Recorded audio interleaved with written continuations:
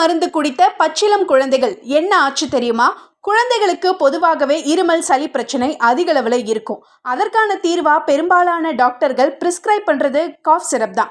ஆனால் அதை டாக்டர்கள் பரிந்துரை இல்லாமலோ மெடிக்கல் ஷாப்ல பிரிஸ்கிரிப்ஷன் இல்லாமலோ அல்லது அளவுக்கு அதிகமாக கொடுத்தாலோ குழந்தைகளுக்கு பலவிதமான பின்விளைவுகள் ஏற்படும்.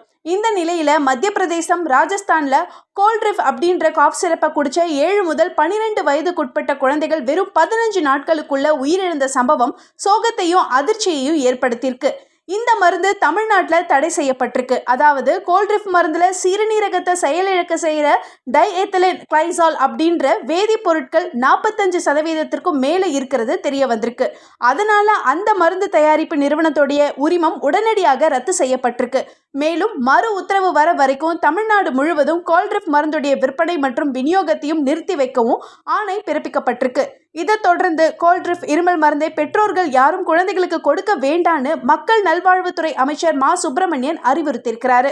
இத்தனை பிரச்சனைகளுக்கும் காரணமான அந்த கோல்ட்ரிஃப் மருந்தை காஞ்சிபுரத்தில் செயல்பட்டு வர சென் பார்மா அப்படின்ற நிறுவனம் தயாரிச்சது குறிப்பிடத்தக்கது.